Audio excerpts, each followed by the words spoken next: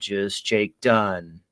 Kansas Fan Headquarters, 97.5 and 1240 KFH Wichita, KNSS HD2 Clearwater, and Odyssey Sports Station. Hey Wichita, it's Jacob Albrock. Stay right there for the latest breaking in sports talk. It's Sports Daily coming up next, exclusively on 97.5 and 1240 KFH.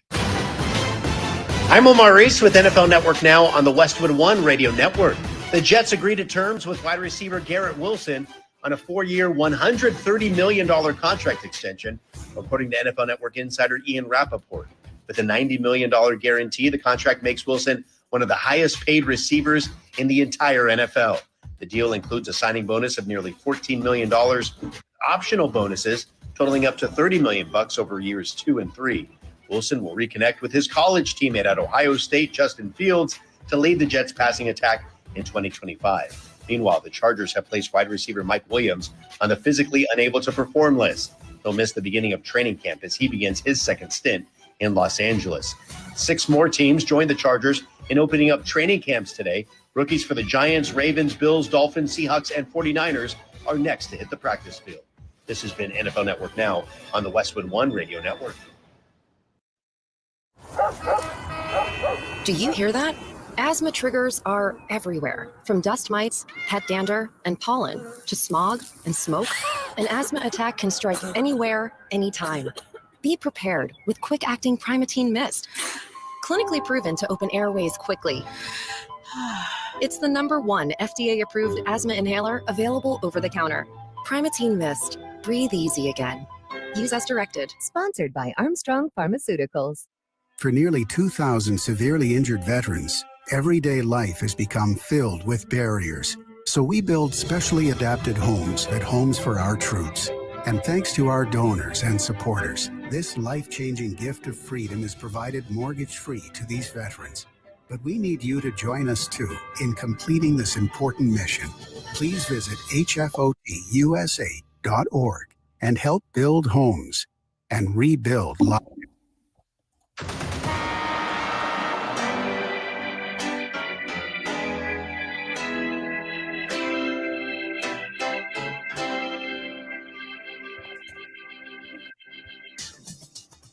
Now, from Wichita's most listened to sports radio, 97.5 and 1240 KFH. This is Sports Daily with Jacob Albrock and Tommy Kester.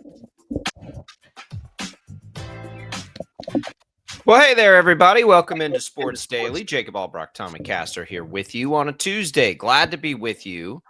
Ready to have some fun. It is the All-Star game. We had the Home Run Derby last night. Pretty good derby. Not the same star power as we're used to, I don't think, but I thought a good derby overall. We got to see some of baseball's young stars really get after it, and the big dumper continues his dream season. Cal Raleigh, first catcher ever to win the derby, which is surprising. I thought Piazza had one, but Raleigh gets it done. We've got that. We got a lot of football to talk today, too. We'll have our Chiefs insider, Felix Johnson, join the show. We've got drama, potentially, in the stadium debate. Predictable drama, if you ask me, but we'll get into that as well. We get ready for an all-star game tonight. We've got a big deadline for the Chiefs and one of their star players coming up today. All kinds of good stuff for you today. We'll give away a little HTO as well. It's all What's on Tap, brought to you by the Wichita Brewing Company, WBC Delano's debut brew, Hatfield's Mama, a German Kolsch with a clean, crisp character, smooth and refreshing. Make history with Hatfield's Mama, Wichita Brewing Company, Delano's debut brew, and it'll be available at all 3 Wichita Brewing Company brew pubs. I love Kolsch. Can't wait to try that beer from the Wichita Brewing Company. Tommy, good morning. How are you? I'm good. Happy All-Star Game Day today. It was fun to watch that home run derby last night. Of course, I'm a Braves fan, so having everything at Truist Park in Atlanta is a lot of fun. That's one of my favorite parks in Major League Baseball. Sure. And so looking forward to the game tonight, and we've got a lot to get to. Truist Park, maybe kind of prototype for what you would envision a Royals stadium on the Kansas side looking like. They had so many great overhead shots and everything yesterday, which would give you some indication of what the area around a ballpark could look like potentially. So we'll have that for you. It is a great day to be around this show. We're going to have a lot of fun today. You can listen to us, of course, on KFH and call us that way at 869-1240. Max has that phone line ready for you. All the video streams, we appreciate you there as well. 12 News Connected. And, of course, you can watch and leave comments on Facebook, on YouTube, on X as well. Listen to us on the Odyssey app. You can leave us voice messages, believe it or not. Just hit the little microphone. And new to the show, we're glad you're listening to us on the iHeartRadio app. Tommy, you bigger into the Derby, you think? What are you more locked into, the Derby or the All-Star game itself? I think historically the Derby, and I don't think recently that's been the case, but going back to like the 90s when those guys were hitting massive home runs and you had Chris Berman on the call, like you couldn't beat the home run Derby with Griffey and McGuire and Sosa and Bonds and those guys doing it year in and year out. So it doesn't really quite hit the same for me nowadays as it used to, and that's probably nostalgia playing a role a little bit. But I would say nowadays it's the actual game. When I was a kid, it was probably the Derby. Yeah, I'm the opposite. When I was a kid, I didn't miss a second of the All-Star game itself. I loved the All-Star game. I loved seeing Texas Rangers play in the All-Star game. So that was a big deal. Now it's kind of flipped. When they, believe it or not, and I didn't like the rule. In fact, I think it may have cost the Rangers a World Series. I didn't like the home field advantage thing. I was okay with it kind of in the beginning of like, oh, that might be fun. And then it's like, this is ridiculous. You can't determine it that way. And kind of since then, I haven't locked in as much to the game itself. I still watch, but I kind of lock into the Derby. Each of the kids, we all kind of took our pick last night, and we had fuzz. First time they really watched one, and we all kind of locked in that way. That was fun. So it was good, but they're both good. I still contend they're collectively the best all-star thing that happens across sports. Would you agree with that? I would absolutely agree with that. I don't know anybody that really gets into the Pro Bowl anymore these days in the NFL with the way that they changed everything. And it doesn't really do anything for me. And then the NBA All-Star game is probably second maybe to Major League Baseball. It's fine. It's not incredible, but it's fine. And I, from what I know, and I don't know much about the NHL All-Star game, but from what I've heard, it's pretty good. I've heard it's good. But Major League Baseball has got to be head and shoulders above everybody else when it comes to what they do for all the All-Star festivities. Was it the NHL All-Star game that granted us USA versus Canada in that situation this year that was so amazing?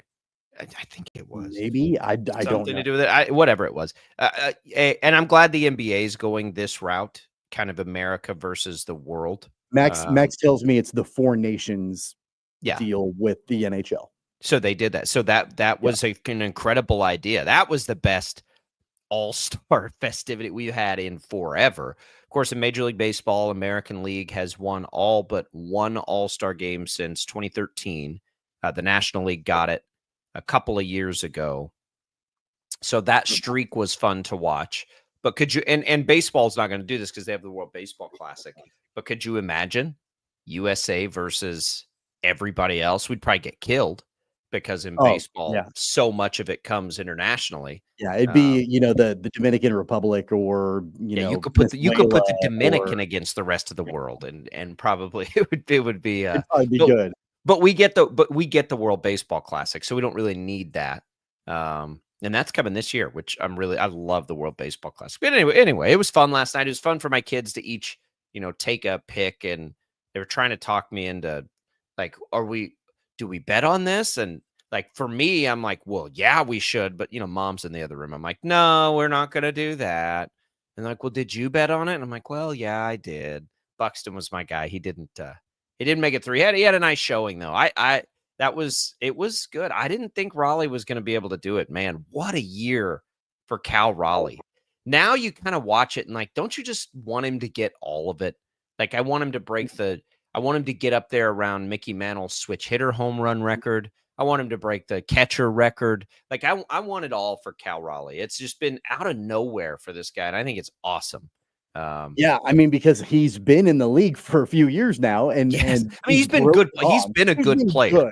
He's been good, but from a power perspective and what he's doing, hitting home runs, We've not seen this before. It's pretty crazy.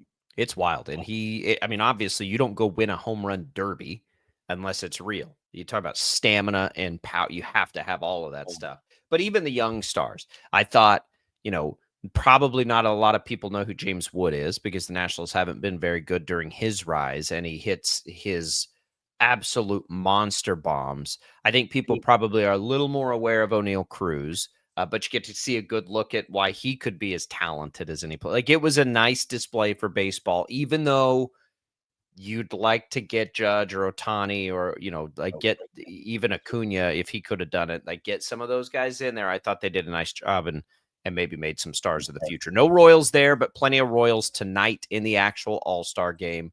You'd have to imagine Bobby Witt Jr. will play, and then it's kind of all bets are off from there. You don't really know if anybody else will actually get into the game, but we'll see. We'll see if they do. Carlos Estevez, I would guess, does because he's a bullpen guy, but we'll have to just kind of tune in and watch a little bit. But nothing on the line. I root for the American League, and we'll see if they can get it done tonight. Maybe I'll find a way to bet that game. That's what I'll do before the end of the show. I'll find a bet to put down. I'm a National League guy. I'm trying to have the National League get it done, and especially for Atlanta and Truist Park. Can you at least admit now that the DH is better? Oh, 100%.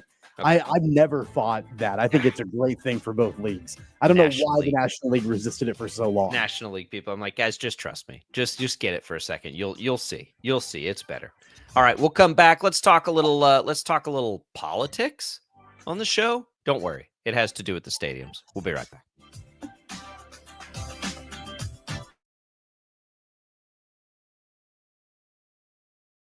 Lightning, hail, tornadoes, flooding. It's the worst of severe weather, and it's coming. Spring brings warmer temperatures, but also dangerous weather conditions. Stay up to date day or night with the Storm Team 12 weather app. You'll get accurate forecasts, so you can plan ahead and stay safe, no matter the weather. Download the Storm Team 12 weather app, brought to you by Stutzman's Greenhouse. The future of television has arrived. Next Gen TV is here with stunning video, movie theater quality sound, enhanced voice clarity, and interactive features, all upgradable for the future. Learn more at watchnextgentv.com. Sometimes people tell us, I don't get it, it's just tea. But let me tell you, we are so much more than just tea. With 20 plus flavors of sweet and unsweet iced tea, the possibilities are endless. Come on in and try them all for free to find your favorite, or get us on the go for your busy lifestyle. And don't miss happy hour every day. So the next time someone tells you it's just tea, tell them to come by and find out why we say, drink tea, be happy. They're not just the canvas of our imagination. They tell a story. Clouds affect the events of your day. Sometimes they growl, sometimes they inspire, but they're always the messengers of nature's mood, written in the sky. Storm Team 12 understands the language of clouds. We're dedicated to decoding their message, so you know what to expect. Behind every cloud, there is a story waiting to be told. Trust Ross Jansen and Storm Team 12, alerting you first to the impact on your life. Jim Rome here, lighting up your afternoons on The Jim Rome Show. Catch me starting at 2 on Wichita's #1 sports radio, Kansas Fan Headquarters, 97.5 and 1240 KFH.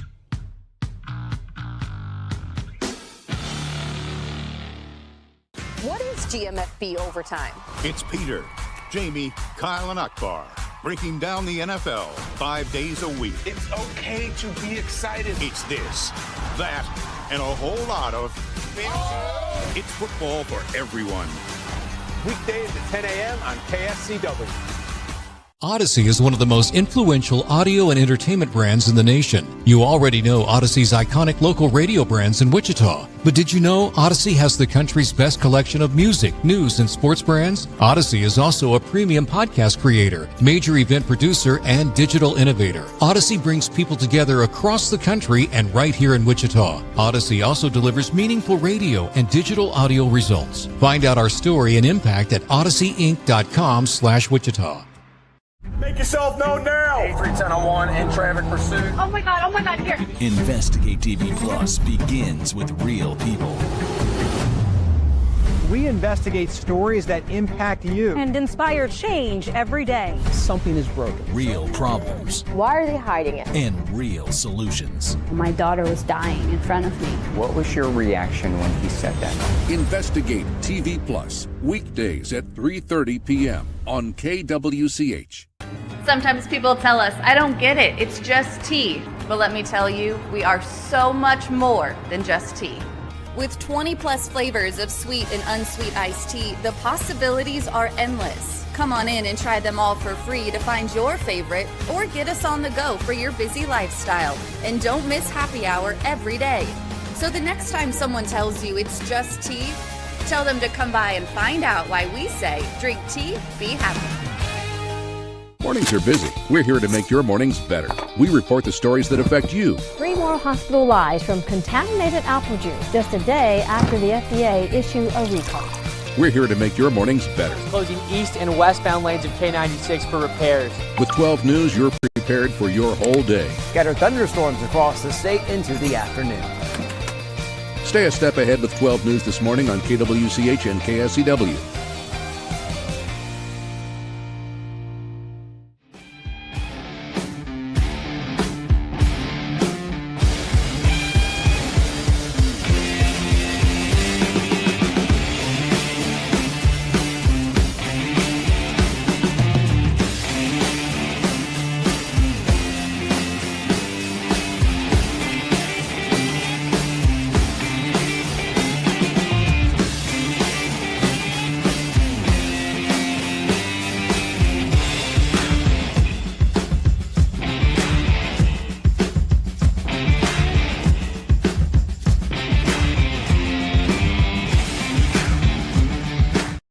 On KFH.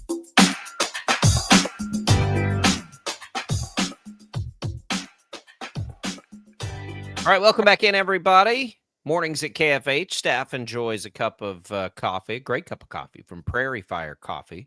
We appreciate their support and their delicious beverage that they have all across the Odyssey studios. We welcome you back in here. Jacob Albrock, Tommy Castor. Felix Johnson joins us in the next hour. We'll get with him, get you the latest on Trey Smith, have that discussion as we make our way through the show today. But Tommy, boy, they just can't leave well enough alone, can they? You have nice things, and then the politicians come out and start playing politics. And in the most pretty, what did I tell you? What did I tell you when that letter was written? From Mark Donovan. It just like this all has been so predictable politically to me. In the letter from Mark Donovan to the state of Kansas and lawmakers, there was that little barb in there of, we haven't really heard anything back on our last offers from the administration. And I'm like, that's interesting. That's strange. Get that confirmed that in the reply from Ty Masterson, the Senate president, a Republican who's probably going to run for governor, it sounds like. And yeah, we have to figure out what's going on with that lack of reply. Like, okay, all right, that's weird. Like, can we just is that you talking about the governor's office there? Yeah, we're talking about, okay.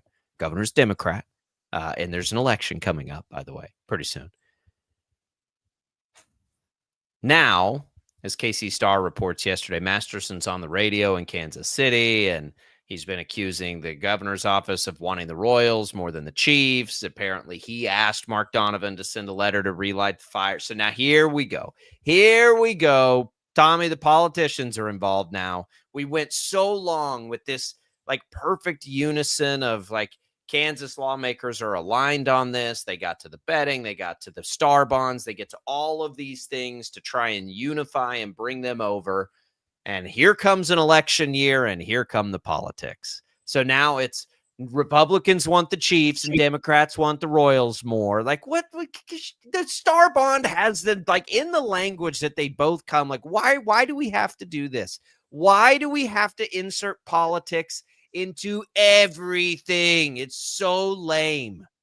That's just the way things are. It's the way the world works. It's the way the world works.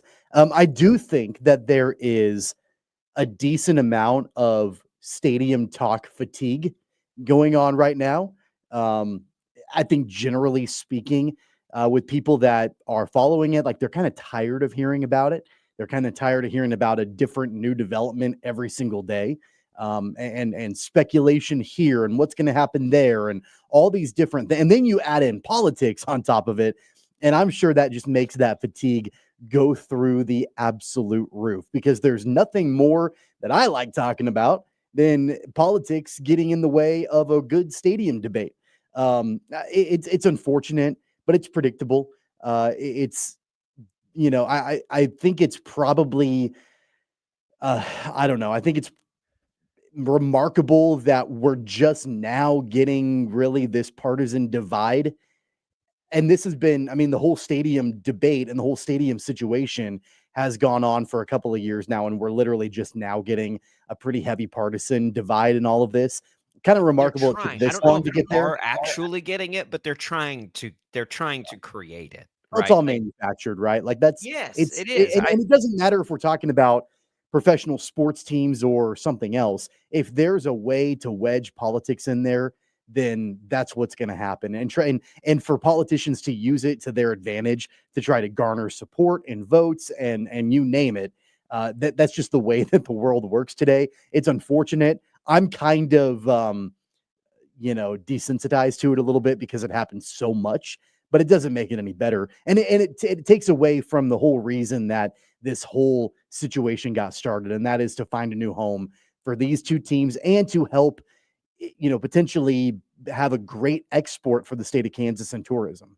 Well, and like, what are you saying to the prospective teams when you're painting this picture that some politicians want one of them more than the other politicians want? I can tell you this with confidence, and this is my opinion and nothing else. Take it for what it's worth. If we weren't coming up on an election, this wouldn't be happening. Right? The timing is so, again, it's just all so predictable. Like, what does it matter if, I mean, there are lots of us that are having discussions about, boy, if it was just one, which one do you think would be better for the state? Would it be the team that, brings the potential of a dome and a Super Bowl and all the events and the greatest, show in the world in NFL football, or would it be the one that has 81 home dates? How many times, Tommy, have we had that exact same conversation? Well, if you could just have one, which one do you think would be better for the state? Like, what are we doing? Why does that need to be out public facing? That's not good. That's what Missouri does. That's what they do in Missouri, right? Like, send that crap over there. Like, over here, you guys hammered through wagering in anticipation of this. You hammered through a star bond, big ones, biggest the state's ever done in anticipation of this. Like, there was all this cohesion. You've got a largely politically motivated to one side state with a governor of the other side. Like, this is the state where usually outside of these dadgum elections, like, puts that stuff to the side and tries to do what it thinks. And it's not always right. Of course, it's not always right, but tries to do what it thinks is best for the state. And right now, what's best for the state is not a public facing debate. I mean, it'd be like having a public debate with your wife about which of your kids is your favorite. Like, why? What good does that serve at all? The governor's office accusing special interest groups of trying to basically grease palms on the other side. And so, like, now it's getting nasty. Now it's getting nasty. Do that stuff after you secure the deal, right?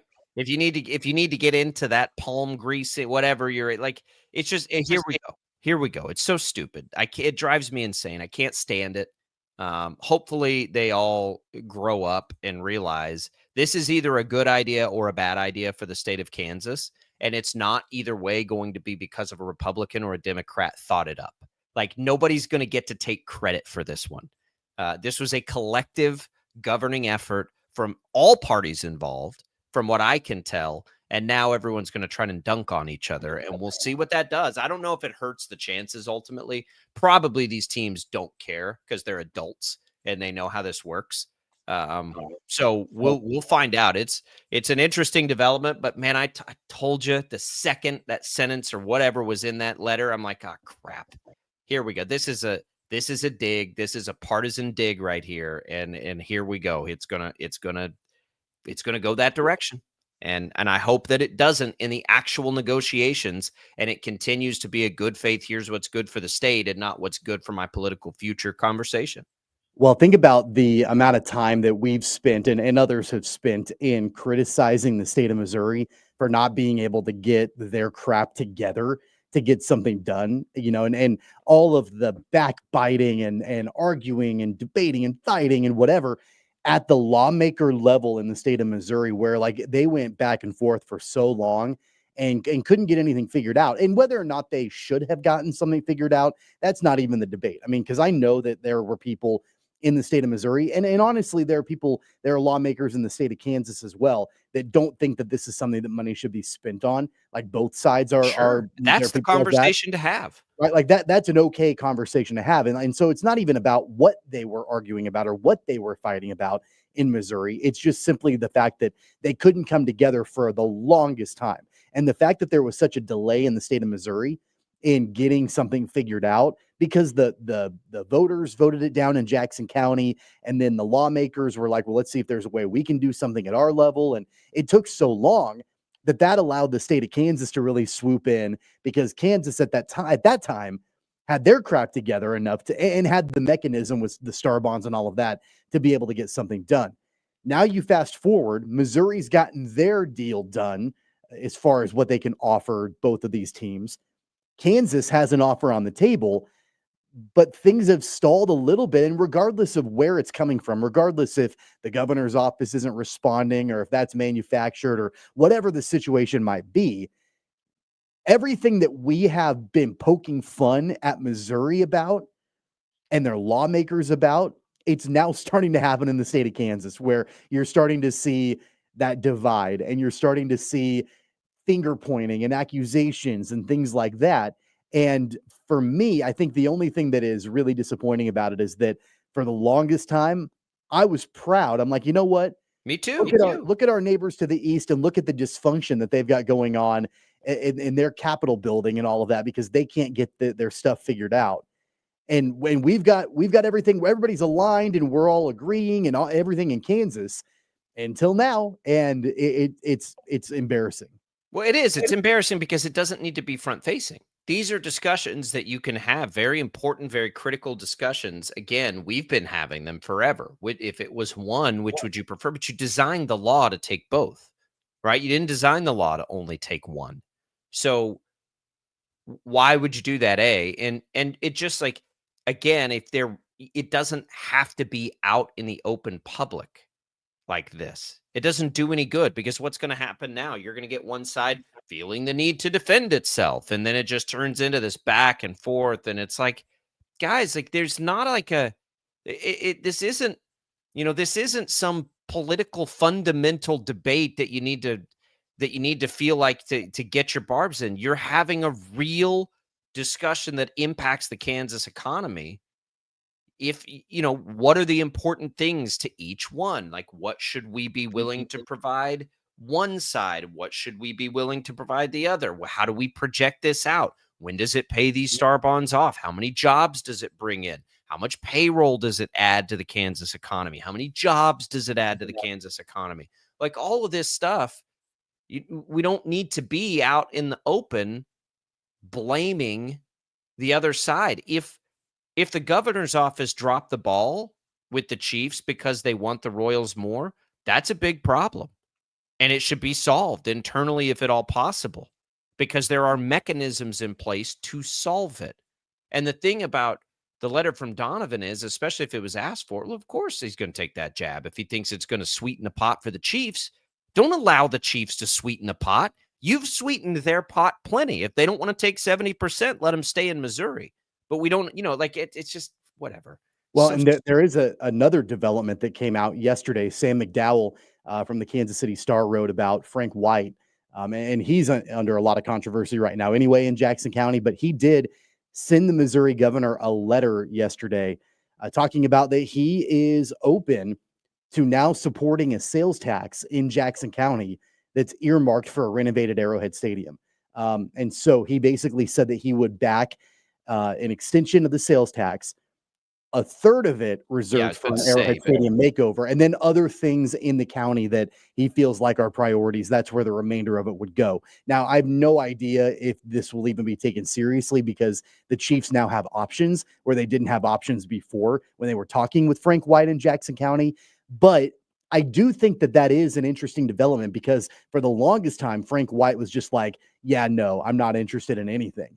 And so he's starting to come around a little bit.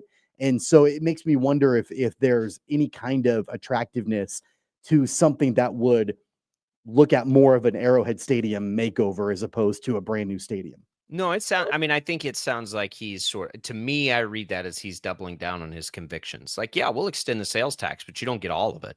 Like, we'll use if we're going to do that, we'll use the other parts to actually help the infrastructure of the county. I think it's him doubling down.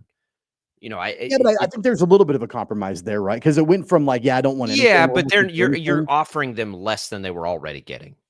So I mean, he's holding to he's sticking to his chest. Now, of this aside, as annoyed as I am, I think we are clearly annoyed that it's becoming political. I do think that, if you're going to if there is a desire to only do one, if there is some reason for that, that becomes a really interesting discussion for us and for everybody. And I hope our lawmakers behind closed doors, not out in the open, of which one benefits the state more. I think about this all the time. I default to the Chiefs because it's the NFL, because it brings in potentially massive events if you dome that stadium, like the Super Bowl, like Final Fours, like concerts, which it already gets, but concerts 12 months out of the year, potentially. I think I would say the Chiefs is a better bet. It's NFL, right? So I think I would lean that way. And if there is any need or desire, if the Chiefs are going to power play their way into any pot sweetening with that, which is a part of the negotiation that is inherently going to happen. Again, my problem isn't that it is. My problem is that it's going to get public facing, which is a problem for the state of Kansas. Then I think I would still lean Chiefs. I also think the Royals are better served to be in downtown Kansas City than anywhere else. Although Truist Park last night at the All-Star Game festivities is a good example of what you can do. I would have to look at the population densities.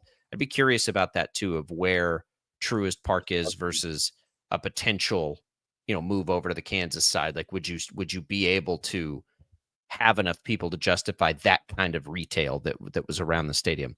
But it's all happening. I hate that it's going to get into the public, but it is because we've got parties involved that are looking for political ambitions and defenses and all of these things that are happening. But here we go. I mean, it's continuing, and I hope that we get some resolution one way or the other soon. I think you said it and hit it right on the head. Fatigue with all of this is for sure setting in, and it's benefiting, I think, the two teams involved as much as it is anything else, because there's going to begin to be desperation for political wins here, and that means that the teams. Could you imagine being, like Mark Donovan and be like, "Hey, we need you to write a letter." And be like, "Oh, sure. What would you like me to say?" Yeah. What would you like me to say? Yes, I will absolutely do that. You want me to say we think you should kick in a little bit more money? I'll say that. Yeah. I remember it wasn't that long ago, obviously, that letter came out from Mark Donovan. And I remember reading it and I'm like, this is odd. Like, this is kind of a weird letter. Yeah. And now we know that it was inspired or at least requested by Ty Masterson and all of that. And look, I get it. There's game playing. It's a game of chess, obviously. It's unfortunate that it's now all public facing, but at the end of the day, I think we kind of knew. I'm surprised it took this long, to be honest with you, for it to actually get kind of dirty and underhanded. And maybe that's a part of the delay. Maybe that's why if you're really good at what you do, which of course they are, and you're the Chiefs and the Royals, you're like, you know what? Let's just sit back. Like, everyone says this is their best offer. Let's let them stew a little bit. We'll get a better offer, and they will. They will. They always will, because at the end of the day, I don't care if it's Kansas or if it's Missouri. That region is not going to lose those two franchises. No, yeah. As fans, not a whole lot changes. my curious brain. I really want to know, and I wish I could. Like, I want to know if this kind of thing could actually be a boon. Like, if you actually end up in the net positive. I think what makes it less risky is there are so many inherent and ancillary advantages and things that make it worth the risk. But like, I just would like to see it on paper. Like, how many dollars did it actually bring in, and how many dollars did it actually cost, and which way was the right way? Like, that's what I want to know. And it's not like from a place of, I don't even know. I have no idea what the answer to that is. Because I think there's enough ancillary stuff that I would say, bring it on. Let's go ahead and do it. That's because the star bond, nothing else, doesn't affect my taxes. All right, we'll come back. Let's talk about this Trey Smith situation. We'll sort of get that teed up for you, and then we'll get into it more with Felix Johnson on in the next hour. It's all Sports Daily, and it's all coming your way here on KFH.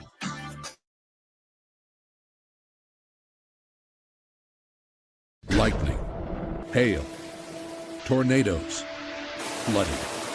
It's the worst of severe weather, and it's coming. Spring brings warmer temperatures, but also dangerous weather conditions. Stay up to date day or night with the Storm Team 12 weather app. You'll get accurate forecasts, so you can plan ahead and stay safe, no matter the weather. Download the Storm Team 12 weather app, brought to you by Stutzman's Greenhouse. The future of television has arrived.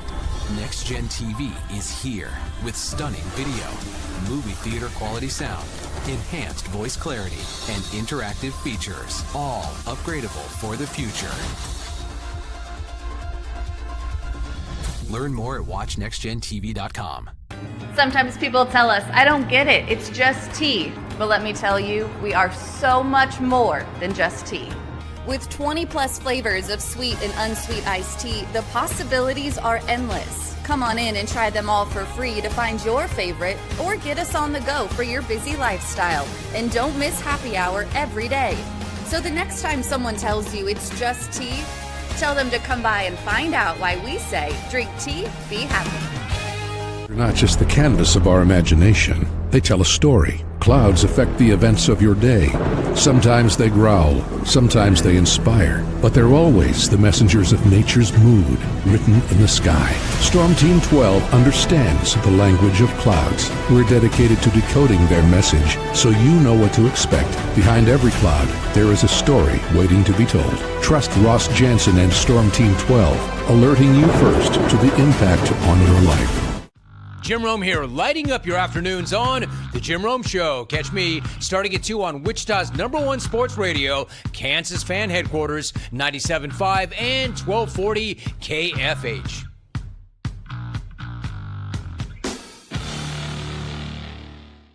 What is GMFB Overtime? It's Peter, Jamie, Kyle, and Akbar breaking down the NFL 5 days a week. It's okay to be excited. It's this, that, and a whole lot of It's football for everyone. Weekdays at 10 a.m. on KSCW.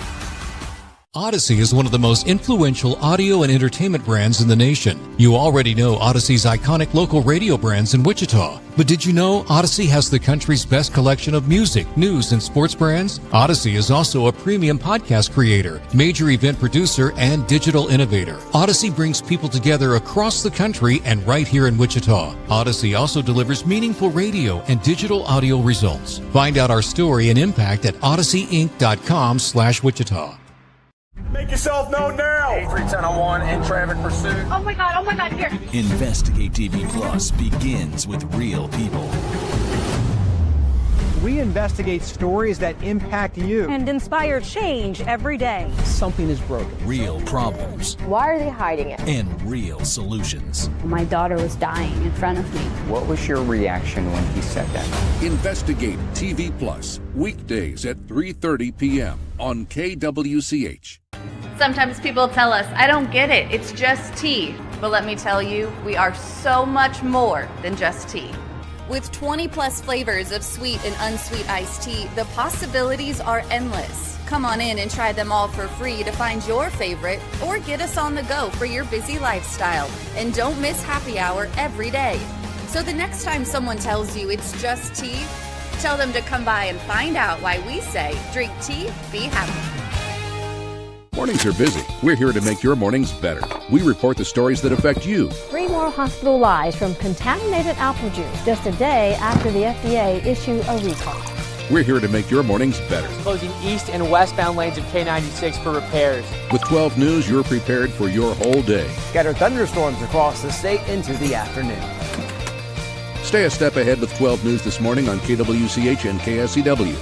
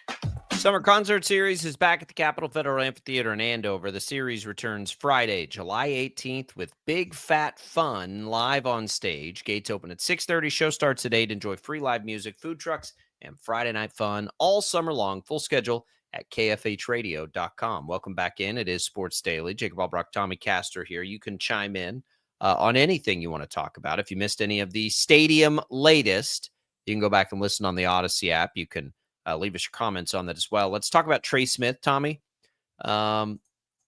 Trey Smith's deadline is later this afternoon to sign an extension or play on the franchise tag. Now, I have not seen anything, but I could have missed it, that he has any indication of not playing on that tag, a holdout. He's the only one in the NFL, which is pretty crazy.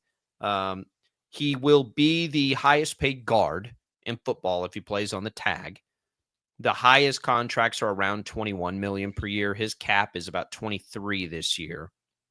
So, like, for me, when I look at that, I see what he's making. I see what the other guys are making at the position. You'd essentially have to make him the highest paid guard to break the number you have now. So, like, if I'm the Chiefs, I'm probably saying, all right, we'll go 4 years, 80 million. Let's start there. And if Trey Smith doesn't want that, honestly, say, okay, play out the year. I mean, I don't know how much pressure the Chiefs are under here, Tom. They're already making him the highest paid guard in football this year. Yeah, I mean, it's interesting because I'm really, if there is going to be an extension between now and 3:00, it's being kept under wraps so much, like nobody knows. And as recently as 12 hours ago, Ian Rappaport last night reported that they're still having talks surrounding a multi-year deal, but it remains to be seen whether he gets one before the deadline. So even the NFL insiders don't have any information other than just talks are continuing. I don't know how much weight you give to a guy like Mike Florio, but he has talked about that he's not optimistic that they will complete an extension by the deadline. So I mean, who knows? I don't think anybody really has an idea on whether or not this will actually happen by 3:00 today. Yeah, Florio is who he is. I have a hard time because his opinion with his actual reporting blends so much that I never know, like, which am I getting? Just your opinion? Because I'm doubtful that it happens too. Or is there anything that you've actually heard that makes you think that? So I'm not sure. And one of the things that the justification for Mike Florio talking about all of this, which is interesting, and I haven't thought about this before. So he says that Trey Smith's perspective in his mind is that because of the fact that the Chiefs are going so far deep into the postseason every single year, that he's playing more games than other guards will and has, over the last 4 years. So his point is that Smith has played 13 extra games in 4 years, and he's taken 100% of the snaps in every single one of them. And so the perspective from Trey Smith is his new contract needs to have more money in it because of the fact that he's consistently playing more snaps and more games every single year than comparable players in the NFL, because consistently the Chiefs are making deep runs in the playoffs. They get paid. NFL players get paid to play in the playoffs. So it's not like, I'm just telling you what Florio's opinion is on that. It's not a ton, right? I don't think it's equivalent to their salary. He goes on to say that his deal in his mind, that he thinks that Trey Smith's deal needs to contemplate something more than the paltry playoff checks for the 3 extra games or 4 extra games he has played every single year. That would be equivalent to me going to my bosses and saying, hey, we've had severe weather 4 times this year that's made me have to stay past when I'm supposed to stay. I'm going to need you guys. Like, no. Like, there are things in the job that, like, no. And if I'm the Chiefs, like, that's a cute effort, but get out of here with that. Like, okay, go play for somebody who doesn't make the playoffs every year. If that really matters, right? Like, there's no, like, that's not going to work. It's not going to work. Because no other player cares. And he doesn't care. He wants to play in the playoffs. He's a professional athlete that's competitive. But it's a nice try. If it's not going to work, it's not going to change anything. The bottom line is the Chiefs have to decide if they want to allocate that many resources. They already dumped a bunch of money into Creed Humphrey. Do you want to allocate those kinds of resources to your interior linemen? And honestly, if Trey Smith, if he just wants to be the highest paid guard, which he has every right to want to be the highest paid guard, and he will be the highest paid guard if he plays on the cap this year. I mean, if he plays on the tag this year, then that's all fine. But if he wants a long-term deal to reset the market as a guard, is that really the best way for the Chiefs to use their money? And let me say this, and I should have said this off the top. Trey Smith is one of my favorite linemen to watch, maybe ever. I think Trey Smith is awesome. I'm not sure if I'm the Chiefs, I'm wanting to be in the business of spending that kind of money on a guard when I don't run the football, right? The Chiefs don't run the ball. And they just took Simmons and they just brought in more depth at the position. And eventually they still probably like the upside of Wanye Morris and Kingsley Suamataia. Like, you have backup plans in place beyond this year. And oh, by the way, they have been awesome at drafting interior linemen over the years. So, like, to me, and I hate saying it this way because I love the player, what benefit is there for the Chiefs to sign a long-term deal making Trey Smith the highest paid guard in football? Well, I think you've got consistency, stability, like that sort of thing. While they've been great at drafting interior offensive linemen, and you're absolutely right about that. Look at Creed Humphrey, look at Trey Smith, like all of that. There's been instability on, other places on the offensive line. And so if you can at least get the interior of it locked up, then at that point, at least that's one thing you don't have to worry about down the road. I do think there is a scenario that I know we talked a lot about the different ways this could play out yesterday on the show. One potential scenario that I didn't think about until this morning that could potentially, I could see happening. Maybe the Chiefs and Trey Smith are just content to let him play on the franchise tag this year.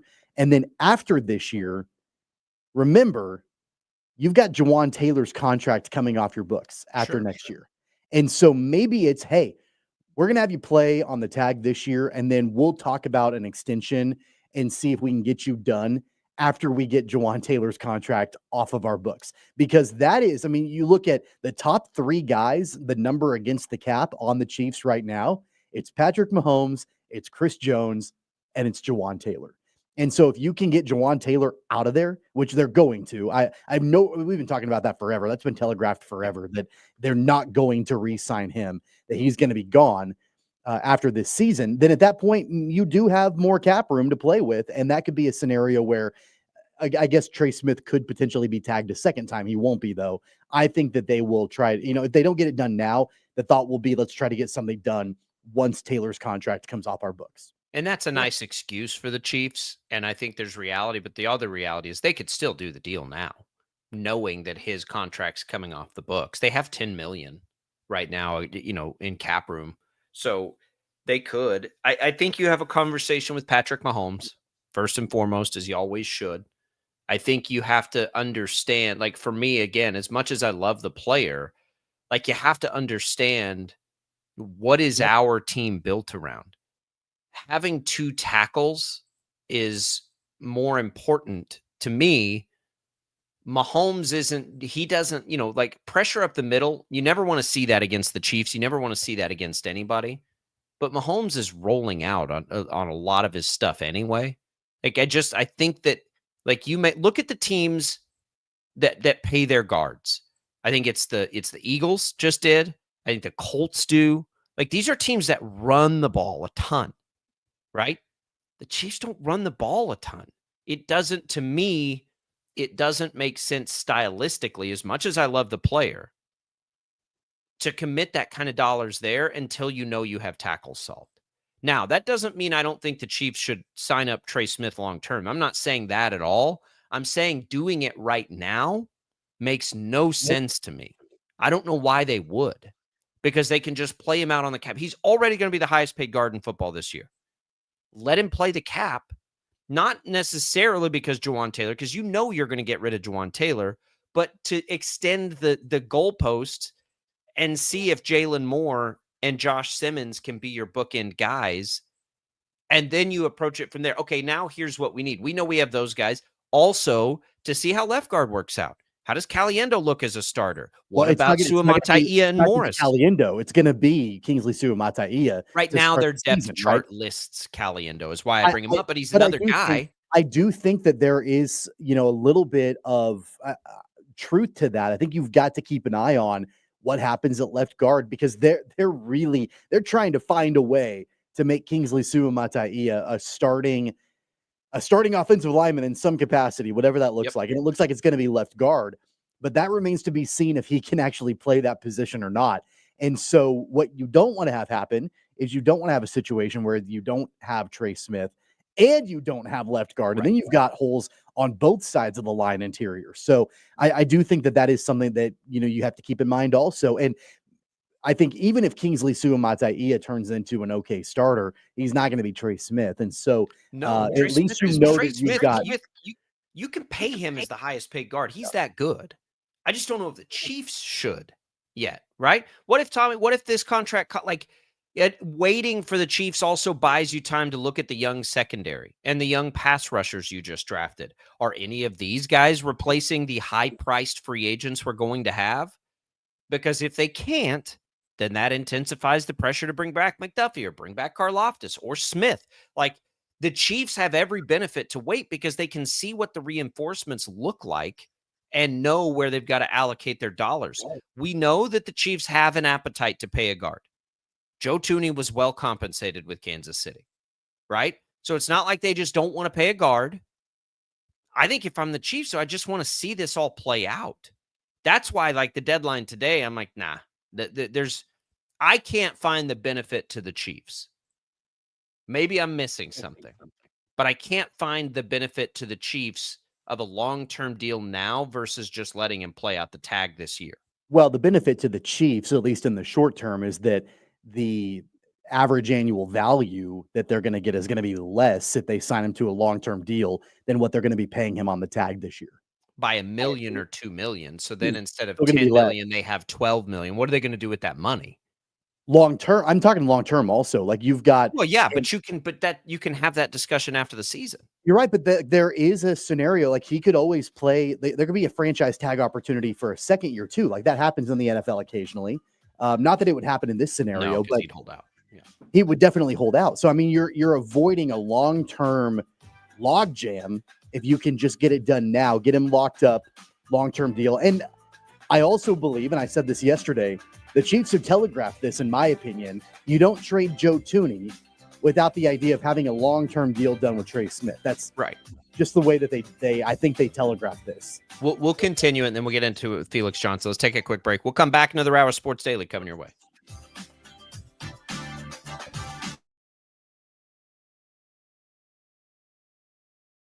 Lightning, hail, tornadoes, flooding. It's the worst of severe weather, and it's coming. Spring brings warmer temperatures, but also dangerous weather conditions. Stay up to date day or night with the Storm Team 12 weather app. You'll get accurate forecasts, so you can plan ahead and stay safe, no matter the weather. Download the Storm Team 12 weather app, brought to you by Stutzman's Greenhouse. The future of television has arrived.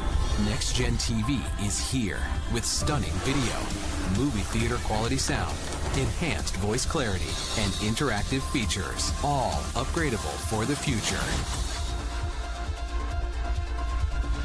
Learn more at watchnextgentv.com. Sometimes people tell us, I don't get it, it's just tea. But let me tell you, we are so much more than just tea. With 20 plus flavors of sweet and unsweet iced tea, the possibilities are endless. Come on in and try them all for free to find your favorite, or get us on the go for your busy lifestyle. And don't miss happy hour every day. So the next time someone tells you it's just tea, tell them to come by and find out why we say, drink tea, be happy. They're not just the canvas of our imagination. They tell a story. Clouds affect the events of your day. Sometimes they growl, sometimes they inspire, but they're always the messengers of nature's mood, written in the sky. Storm Team 12 understands the language of clouds. We're dedicated to decoding their message, so you know what to expect. Behind every cloud, there is a story waiting to be told. Trust Ross Jansen and Storm Team 12, alerting you first to the impact on your life. Jim Rome here, lighting up your afternoons on The Jim Rome Show. Catch me starting at 2 on Wichita's #1 sports radio, Kansas Fan Headquarters, 97.5 and 1240 KFH.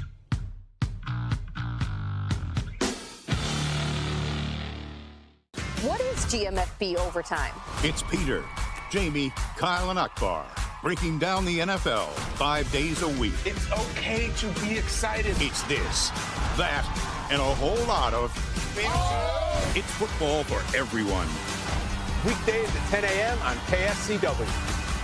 Odyssey is one of the most influential audio and entertainment brands in the nation. You already know Odyssey's iconic local radio brands in Wichita. But did you know Odyssey has the country's best collection of music, news, and sports brands? Odyssey is also a premium podcast creator, major event producer, and digital innovator. Odyssey brings people together across the country and right here in Wichita. Odyssey also delivers meaningful radio and digital audio results. Find out our story and impact at odysseyinc.com/Wichita. Make yourself known now. 83101 in traffic pursuit. Oh my God, here. Investigate TV Plus begins with real people.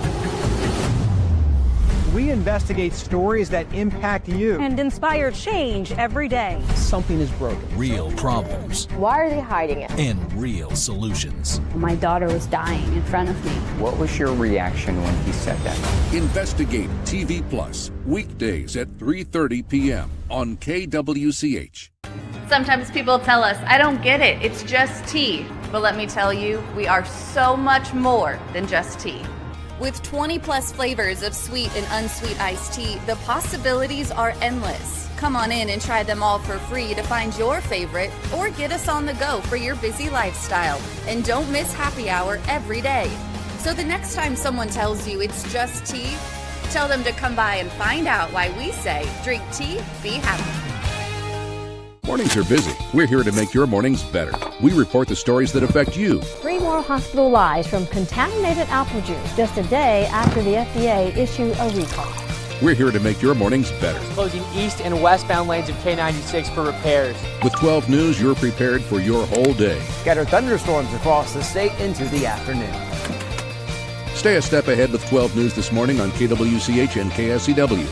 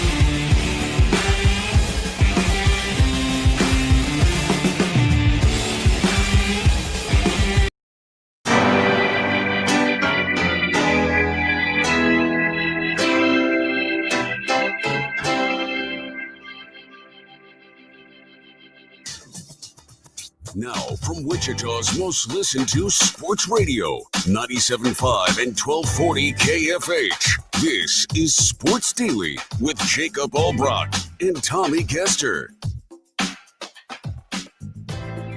All right, welcome back in, everybody. It is Sports Daily here on KFH. Jacob Albrock, Tommy Caster with you. It is a Tuesday. We are glad to be with you on a Tuesday and every day, whether you're listening to us over the air on KFH, whether you are watching us on our video streams on 12 News Connected, Facebook, YouTube, X, or whether you're listening to us on either the Odyssey app, the iHeartRadio app. We appreciate you each and every way that you join the program. We are getting closer to football season. Our guy Felix Johnson is going to be in next segment. We'll get with him on this Trey Smith discussion we're having and everything else going on in the football world, in the Chiefs world as well.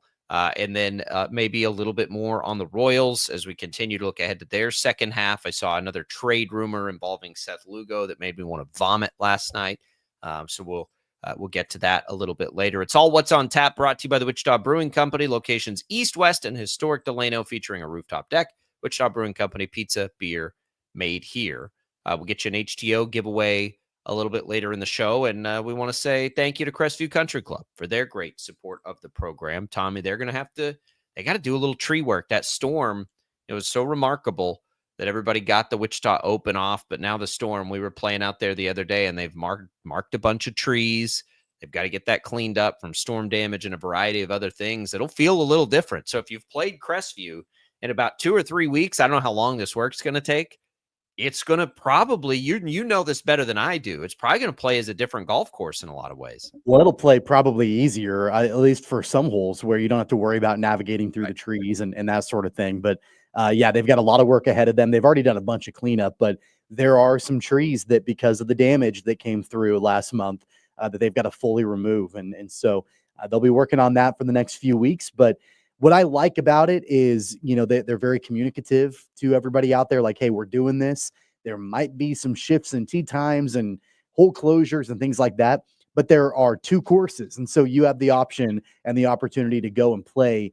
They're not going to shut down both at the same time. So it shouldn't really negatively impact a lot of people out there. We're trying to play Friday, and we might play like front 9 on one of them and back 9 on the other. We're going to try and piece together 18 holes, and you get those options even when the work's happening. So we appreciate their support of the program. Give Crestview a call, give Todd a call, who does memberships, and ask him about all the deals and packages that they've got going right now.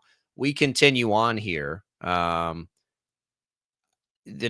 Trey Smith, just to continue what you said, and then we'll talk to Felix Johnson about this. And I think, yes, Tommy, there is clarity in the extension now, but again, unless he's willing to take less money, I still don't think it benefits the Chiefs in any way to do it yet. So he's going to, on the tag, be the highest paid guard. If he'll come back and, let's say, take 4 years and $80 million, which would not make him the highest paid guard, it'd put him right there. Then I would have some appetite for the Chiefs. Like, if I'm the Chiefs, I'm like, okay, there's some incentive for us to do that. Otherwise, he's on the tag going to make the most this year. So if you wait till the offseason and he still wants to be the highest paid guard, his price didn't go up. You know what I mean? Like, if his price tag right now is basically a long-term, because I believe it's 21-ish million for the highest paid guard right now in football. Smith's going to make 23. If he wants to make 23 over time and be the highest paid guard now, it's essentially going to be the same price tag as if they waited. What's he going to say? He wants to come back and make 28? Because they'll never do it, right? And he has to know that. No team would do that. So if he is going to reset the market anyway, I don't think the timing component matters, whether it's now or the end of this season. It's if he takes a slight discount that if I'm the Chiefs, I'm interested in doing it now versus later. But again, you have to make sure your tackle situation is secure, whether that's Josh Simmons and Jalen Moore on the bookends after this season, and some combination of Caliendo, Suamataia, Wanye Morris in a swing role. Like, you got to know what you need first. before you make the big commitment to Smith. If I'm the Chiefs, I just have to look at it that way. And if you're wondering what the urgency on Smith's end might be, what if the Chiefs over the course of this season learn that Suamataia and William Morris are both really good as guards? You think they're going to pay Trey Smith $23 million a year? Because they won't. Yeah, I'm not sure that that's necessarily the risk to Trey Smith, because I'm not sure that either one of those guys are going to be. Outside of injury risk, I absolutely think so. It is 100%. Well, sure, but I think that's a risk. And if I'm Trey Smith, why not cash in on the great play that I've had over the last 4 years in my career? Why not try to cash in with that right now and have some stability? Well, he is cashing in. I mean, he's going to be the highest paid guard in football this year. I understand that, but why not cash in long term? Why not? Well, he can.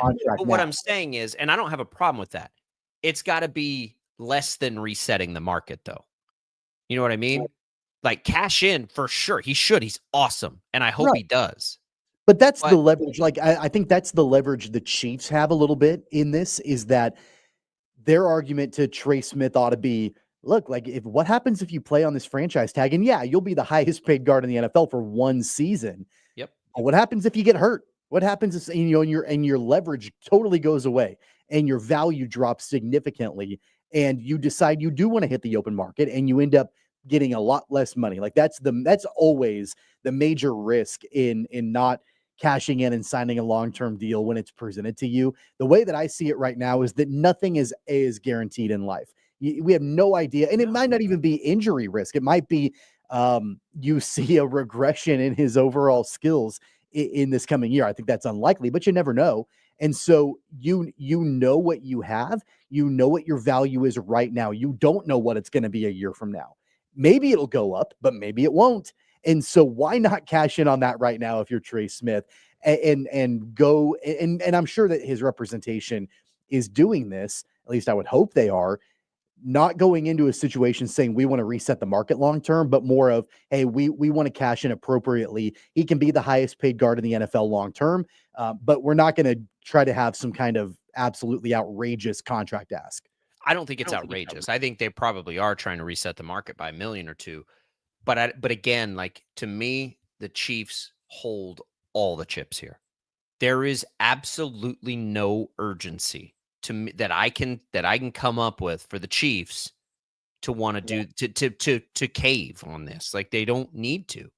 There's nothing pushing them into doing that, right? What is the risk of the Chiefs waiting? If he walks, he walks. But I just don't see the risk. I mean, by waiting, you are alleviating your inherent risk of injury, obviously, by not doing it now if you're the Chiefs.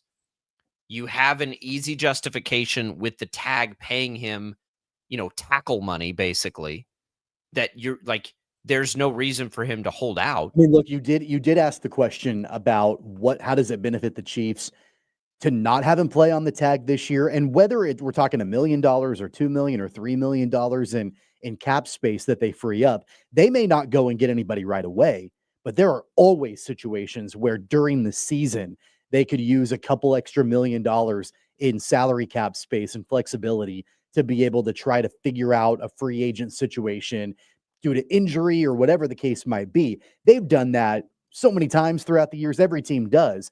And if you're in a situation, and it could come down to having an extra $1 million laying around or $2 million laying around just as an emergency backup fund for during the season to go and try to get better for a playoff push or whatever the case might be, that may be reason in and of itself to try to free up even a couple $1 million by converting what he's going to be making on the franchise tag to what they would be getting in a long-term deal. But they have $10 million free now. They have that. Like, right now they do. They might not win. We get to week 14. Right. But if you might not have 10 if you utilize some of that for Trey Smith. What if he says he wants 24 million on a, you know what I mean? Like, I don't know what he wants. And that's what makes this a little trickier. We don't know exactly what he's asking for. I hope that Trey Smith is a Chief forever. He is awesome. I just, in this particular negotiation, can't find the good reason why the Chiefs should jump the gun here. We'll see if Felix Johnson has one. He's an offensive line guy. It would be different if the Chiefs ran the ball a ton and needed that critically to the future. But the Chiefs ain't going to run the ball this year. The Chiefs ain't going to run the ball next year, or probably the year after that. I wouldn't think. Not the way they've drafted wide receiver and have invested in tackles and wide receivers. They just they want to throw the ball. They have Mahomes. They want to do it that way. It's Andy Reid. That's what they do. They're not going to line up and run it as much as the Eagles or the Colts or some of these other teams that have also paid guards heavily. But the Chiefs will do it. They paid Joe Thuney. They paid Joe Thuney a lot. So they paid Creed Humphrey too. We'll see. Deadline is today. We'll get Felix Johnson's take on that. We'll get you that Seth Lugo trade rumor. And Tommy's found something here. Apparently NCAA tournament expansion could come into beer sponsorships, which is interesting. It's all coming for you. Felix Johnson's next. Don't go away. More Sports Daily coming right up.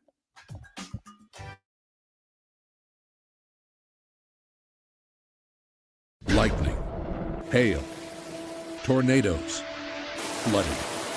It's the worst of severe weather, and it's coming. Spring brings warmer temperatures, but also dangerous weather conditions. Stay up to date day or night with the Storm Team 12 weather app. You'll get accurate forecasts, so you can plan ahead and stay safe, no matter the weather. Download the Storm Team 12 weather app, brought to you by Stutzman's Greenhouse. The future of television has arrived. Next Gen TV is here with stunning video, movie theater quality sound, enhanced voice clarity, and interactive features, all upgradable for the future. Learn more at watchnextgentv.com.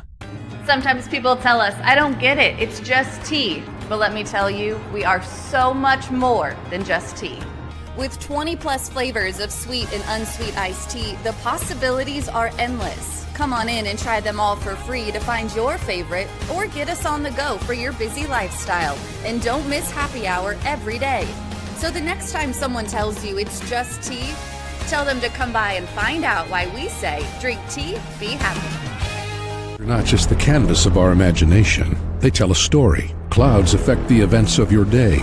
Sometimes they growl, sometimes they inspire, but they're always the messengers of nature's mood, written in the sky.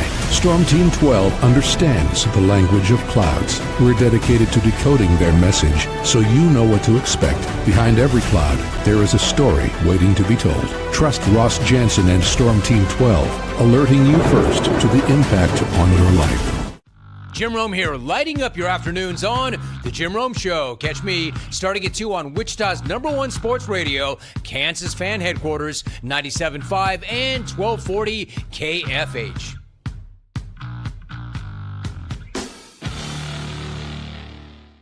What is GMFB Overtime? It's Peter, Jamie, Kyle, and Akbar breaking down the NFL 5 days a week. It's okay to be excited. It's this, that, and a whole lot of fantasy. It's football for everyone. Weekdays at 10 a.m. on KSCW.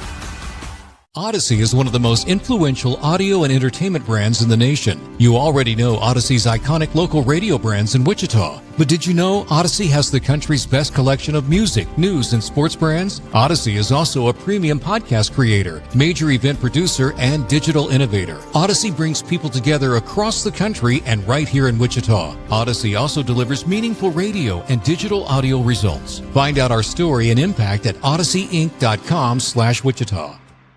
Make yourself known now. 83101 in traffic pursuit. Oh my God, here. Investigate TV Plus begins with real people. We investigate stories that impact you. And inspire change every day. Something is broken. Real problems. Why are they hiding it? And real solutions. My daughter was dying in front of me. What was your reaction when he said that? Investigate TV Plus, weekdays at 3:30 p.m. on KWCH. Sometimes people tell us, I don't get it, it's just tea. But let me tell you, we are so much more than just tea.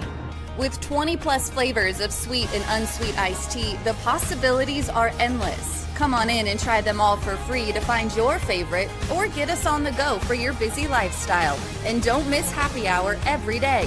So the next time someone tells you it's just tea, tell them to come by and find out why we say, drink tea, be happy.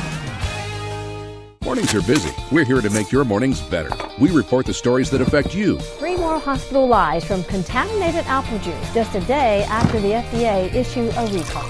We're here to make your mornings better. Closing east and westbound lanes of K96 for repairs. With 12 News, you're prepared for your whole day. Scattered thunderstorms across the state into the afternoon.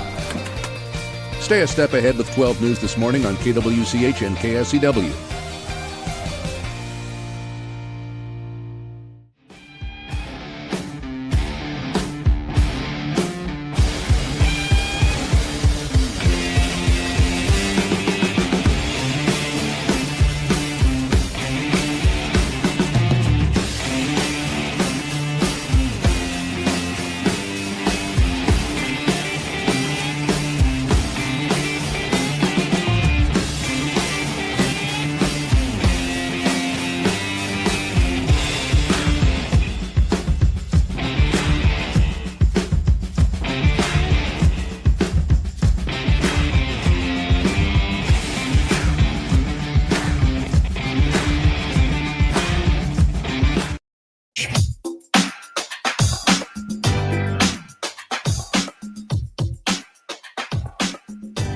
Welcome back, everybody. Let's give away a little HTO for you here.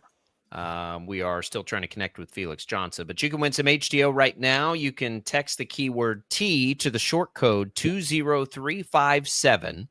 Again, that's T to 20357. You can get a free iced tea on us. Good for East Wichita, West Wichita, or Derby. You can enter once per day. Message and data rates apply.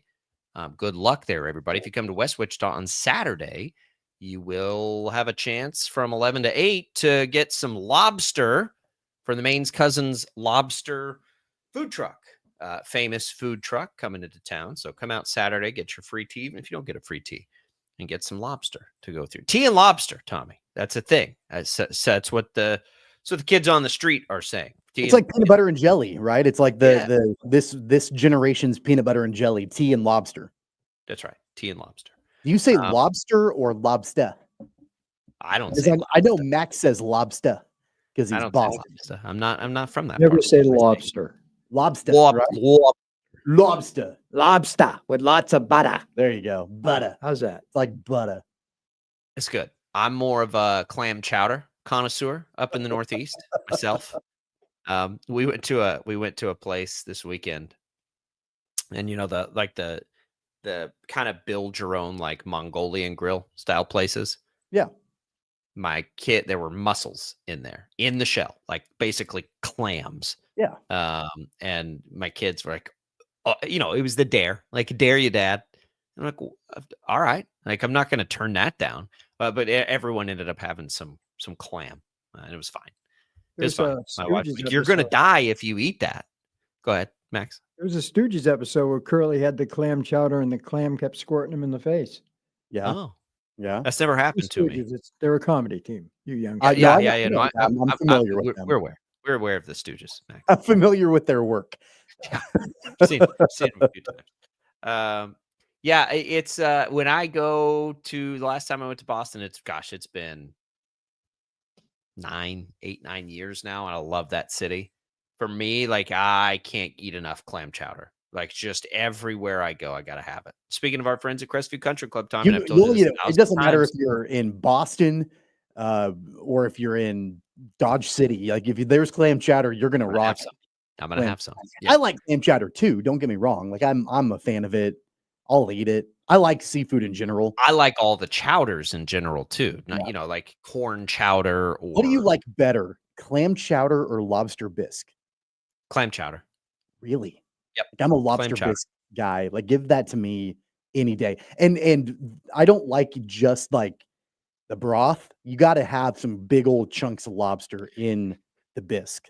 Yeah, so my thing is, and I'm excited for this food truck to come over to the West Side store Saturday, because lobster, while fine, I've always said I want to try theirs because I've heard it's incredible. And I've never had a lobster roll, which is I think their main thing that they're known for. So I'm excited to try that too. But like if I'm going to a restaurant, instead of surf and turf, I just want the turf, right? I'd rather just have a steak than steak and lobster. Really? Lobster's not my. I don't dislike lobster. Lobster is fine, but lobster's fine, right? It's a lot of work. It's only good because it's doused in butter. Like it's okay. I don't It's know like a about that. sweeter. It's not only good because Well, no, it's but I'm doused in saying butter. like it's a sweeter meat, and I'm definitely a saltier person than I am sweet. Yeah, So you are. it's good. It's good, but is it like the delicacy some people treat it as? Probably not for me. But again, I do want to try these lobster rolls this weekend because I've heard they're like the real deal awesome. But when I go to the parts of the world where lobster, like Boston, you just want all the clam chowder I can get. I mean, I think that lobster immediately elevates whatever meal that you're currently having. You throw a lobster tail on with your steak, makes Okay. it that much better. You throw in chunks of lobster into your mac and cheese, boom, it's a delicacy. You Yeah. throw chunks of lobster into basically tomato soup. I know it's different. Bisque is different than that, but generally speaking, that's kind of what it is. Makes it that much better. So Yeah. anything you do lobster wise just elevates whatever you're eating. And of the shellfish, I would rather have scallops. Scallops, I think, are better. I love scallops, I like scallops. the big ones. Yeah, I'm not gonna turn any kind of seafood down. Shrimp. I mean, I love shrimp, I love crab legs, like, give it Yeah, all to me. I'm also not as in on crab as most people. Again, same thing. It's kind of sweet. Like, okay. Like it's good. It's fine. I'm not going to turn it away either. I'll eat it. I'll eat anything though. But yeah, I prefer lobster over crab. I'll say that. I don't know that I prefer it over shrimp. It's fine. They're probably on par with shrimp, but I'll take a scallop over lobster. I would take a scallop. Or clam chowder, which is not really comparable, but if we're in that part of the world, that's an appetizer. That is not your actual meal. No. If I have my way and I can get a bucket of it, it's no longer an appetizer. You're the one that just said that clam chowder is not comparable to everything else. Because I don't know that soup is not a meal. Is clam compared to lobster? I mean, is it from an a oyster? I don't know.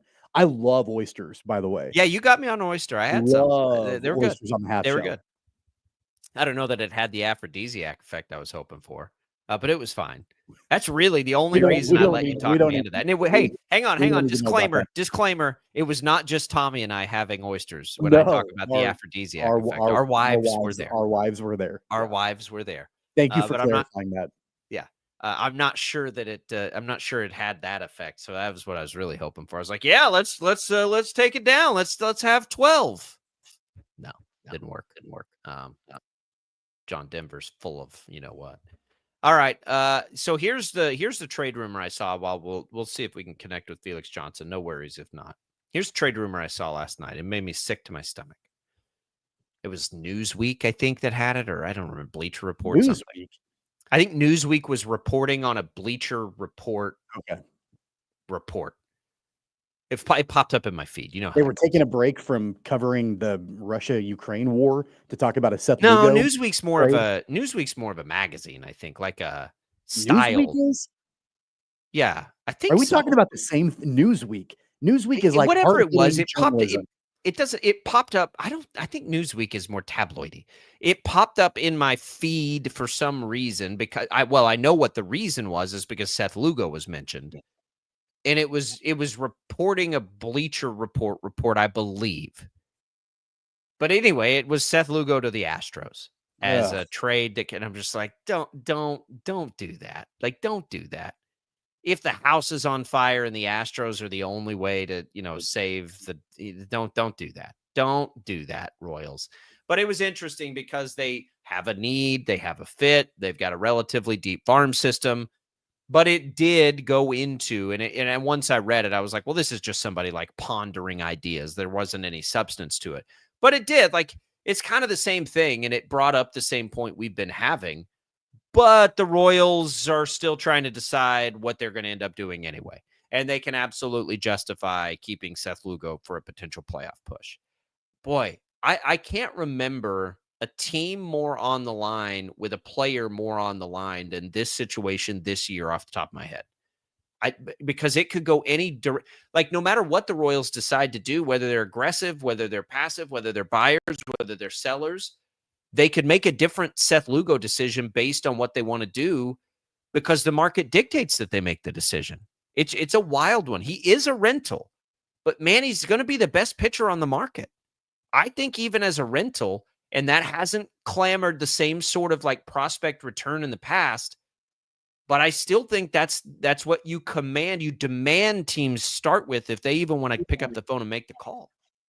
I think knowing the fact that the Royals starting rotation has started to get a little decimated here, and it's getting a little tricky.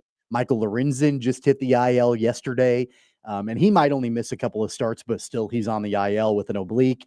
You've got Cole Reagans on the shelf, and we don't know what his timetable for return looks like.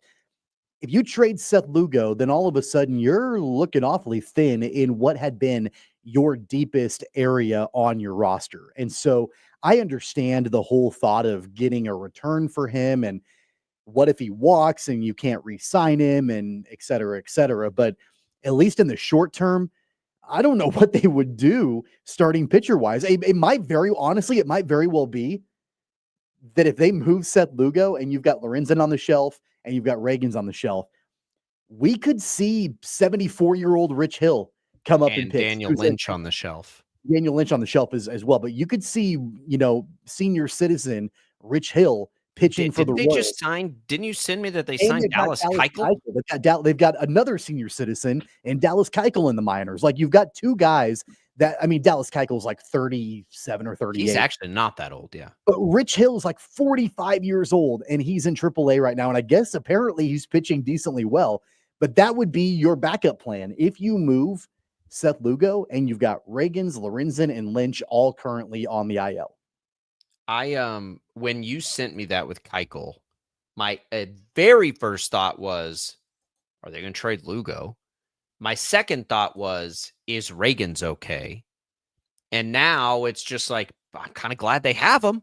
I don't know about Keuchel. I don't know how he's done, but Rich Hill anyway, like I'm kind of glad they have this depth. I think that Lorenzen's probably okay. The timing on it, boy. And two, like how strange is that it was initially illness and now it's an oblique strain? Yeah. And all I can think about is he was so violently ill, he strained his oblique from like puking. You ever been there? That's not, you have a bad bowl of clam chowder. That'll do it for you. Yes, it will. It'll send you right there. But man, like, yes, I have puked so hard that I pull a muscle in my stomach. You're also not a professional athlete. Yeah, but some people are violent pukers. I'm a violent puker. Like if I'm going to puke, the whole house is going to hear it. I don't need to know that. But like my wife could, and she doesn't as a habit. I don't know when the last time she threw up was, but nobody would ever know it happened. But you know what I'm talking. It's like a loud sneezer. You're either a quiet sneezer or a loud sneezer. You're either a loud puker or you're a quiet puker. There are some things that are okay to be left to the imagination. I don't need to know how loudly you puke. When I hear that he is ill and then has a strained oblique, that's what I'm like, oh man, I've been there. That sucks. But the good news, if that is the case, is that it's probably a short stay. What I hope isn't the case is that he had an oblique strain, a real one, like a real deep one or something, and they were just like, I don't know, let's say he's ill, or they didn't know what it was yet. That would be worse because those injuries do linger, those core injuries. What I think is a little, makes me a little bit nervous about the Lorenzen injury is the fact that he didn't pitch on Saturday. They scratched him from his start, and they said he was ill. If they felt like, okay, this is a manageable thing and not serious or whatever, you've got the All-Star break this week. And so you wouldn't need to necessarily put him on the IL if it's something where it's like, all right, well, he'll bounce back. We were able to cover for him and said that he was sick on Saturday, and then he'll have the entire week of the All-Star break to get healthy again. They didn't do that. They put him on the IL, retroactive to July 11th. And the 15, not the 10. Right. So, I do think this is a little bit more serious than maybe what initially was thought. Yeah, I do too. And it means he'll miss at least one start. If they reset the rotation and that starts on Friday and he can't come back till the 26th, he'll have to miss at least one turn through the rotation. So that's, I assume at this point, a bullpen game is what they'll do. Although if he's on the IL, they may call up a spot starter. I don't know. But I hope that it is something that developed from being ill and not something that because those core injuries, man, they feel like there's some of those that are annoying. They last a while. And for a pitcher, it's not going to, like, he has to be able to strike. You can't power through that really in baseball, whether you're swinging a bat or, trying to wind up in give your full delivery. That's not good. It's not good. And as we have Seth Lugo discussions, their rotation continues to thin out now. You're down Reagans for a while. You're down Lorenzen. You're down Lynch as a backup plan. You're basically into the territory where you've got, you got Lugo, you've got Walker, you've got Cameron, you've got Bubic. You're good, but there's not really now any sort of obvious backup plan to any. Yeah, you don't have much of a margin here. And the guys that they really have liked as pitchers that we thought maybe initially would be a part of the rotation, I think injury-wise, they're still a decently far away from coming back. Guys like Alec Marsh and Kyle Wright, doesn't look like they're anywhere near coming back to the rotation. Otherwise, they probably wouldn't sign guys like Rich Hill and Dallas Keuchel away from the retirement home. So I don't know if that's a plan. But man, like, what was the deepest part of their roster is all of a sudden starting to look awfully thin. And especially if they make a Seth Lugo move, it gets even more thin. I know I like to ask you this all the time. Where do you think Seth Lugo's pitching in August? I think he'll still be with the Royals. I don't think the Royals will move him. I do too. That bakes in that we both think they'll be playing well over the next 2 weeks. Yeah, but I agree. They do have. We saw this yesterday. They do have the second easiest strength of schedule remaining. Yeah, they have the easiest in the American League. We got a little time. We can start that discussion. Let's start it. So no matter what metric you look at, and they're all a little bit different with strength of schedule, they are near the most advantageous schedule remaining in baseball, no matter what you look at, somewhere in the best third of playing the softest schedule. Some have them like second, right? But here's what it boils down to. And remember that they're a team under 500 when I say this too, because I looked at this yesterday as a way to simplify it because everybody uses different formulas. It's basically how many series do they play against teams that are currently 500 or better or worse. And there's 21 series remaining in the season. 13 of them for the Royals right now will come against teams that are currently below 500. 13 out of 21. So it's a significant amount. And the other good thing about it is, and we talked about this a little bit yesterday, 3 out of the next 4, which will come before the trade deadline, 3 out of those 4 are teams below 500. 2, I don't know what people think about the Marlins because they kind of got hot there for a second, but at least with the Nationals, and some of them are against really bad teams, not just like teams like the Royals that are a couple of games under 500, but actually still kind of good, bona fide, not very good teams. This is their opportunity to climb back in right now and over this second half. And if we do believe of all of these teams that are real close, the schedule's going to matter, right? The schedule's going to matter. And the other good thing about it is too, when you play a bunch of teams that are currently above 500, those probably for the most part aren't the teams that you're realistically going to catch for a playoff spot. All these other teams that are kind of hovering right there, every time you play one of them, you're essentially playing a team that you've got to beat out for the wild card, right, which is also good news. And remember, a year ago, they started off their season with a pretty soft schedule. They played the White Sox a ton to kick off the season last year, and that really helped propel them. The fact that, they're now hovering around 500 at the All-Star break, but you've got a significantly easier schedule. I do think that should play a role in the decisions that JJ Picollo makes. It's not just where they are right now, and it's not just where they are in the wild card race right now.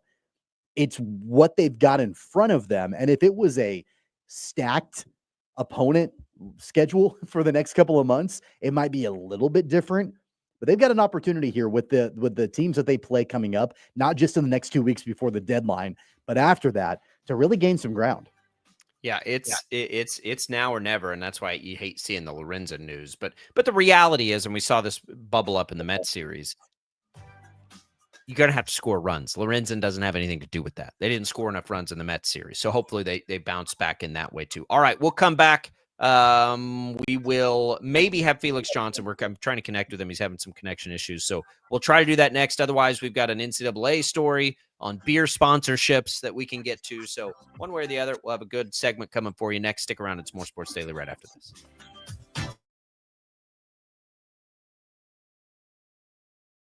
Lightning, hail, tornadoes, flooding. It's the worst of severe weather, and it's coming. Spring brings warmer temperatures, but also dangerous weather conditions. Stay up to date day or night with the Storm Team 12 weather app. You'll get accurate forecasts, so you can plan ahead and stay safe, no matter the weather. Download the Storm Team 12 weather app, brought to you by Stutzman's Greenhouse. The future of television has arrived. Next Gen TV is here with stunning video, movie theater quality sound, enhanced voice clarity, and interactive features, all upgradable for the future. Learn more at watchnextgentv.com. Sometimes people tell us, I don't get it, it's just tea. But let me tell you, we are so much more than just tea. With 20 plus flavors of sweet and unsweet iced tea, the possibilities are endless. Come on in and try them all for free to find your favorite, or get us on the go for your busy lifestyle. And don't miss happy hour every day. So the next time someone tells you it's just tea, tell them to come by and find out why we say, drink tea, be happy. They're not just the canvas of our imagination. They tell a story. Clouds affect the events of your day. Sometimes they growl, sometimes they inspire, but they're always the messengers of nature's mood written in the sky. Storm Team 12 understands the language of clouds. We're dedicated to decoding their message so you know what to expect. Behind every cloud, there is a story waiting to be told. Trust Ross Jansen and Storm Team 12, alerting you first to the impact on your life. Jim Rome here, lighting up your afternoons on The Jim Rome Show. Catch me starting at 2 on Wichita's #1 sports radio, Kansas Fan Headquarters, 97.5 and 1240 KFH.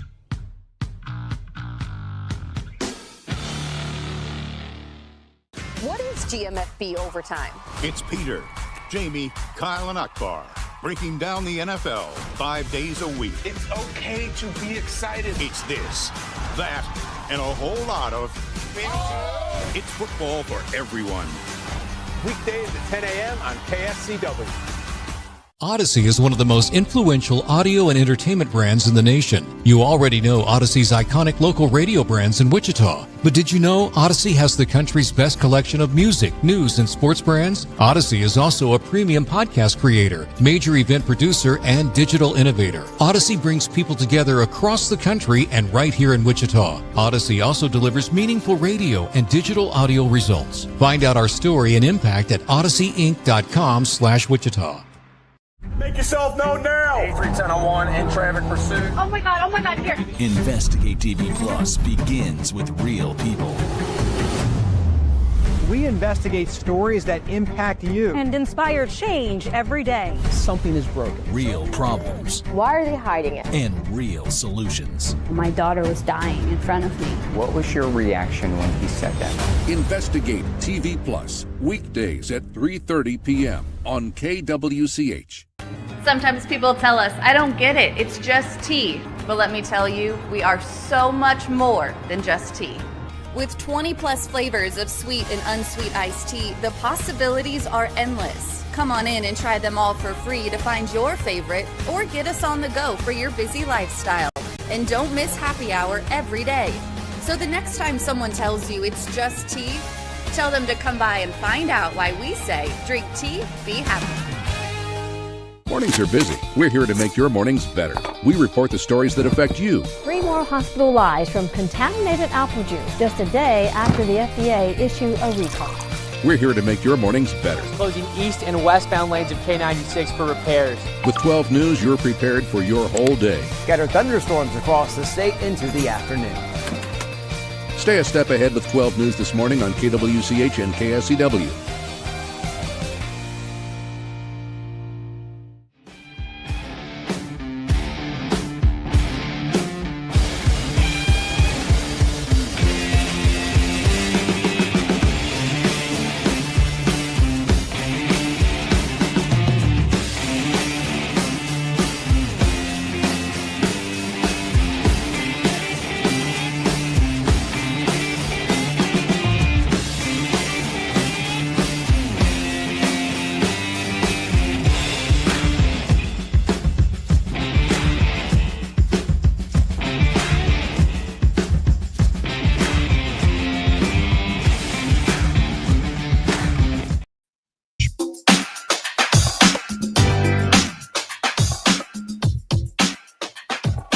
And now, digging deeper with the teams you follow, it's another Sports Daily Insider interview on KFH.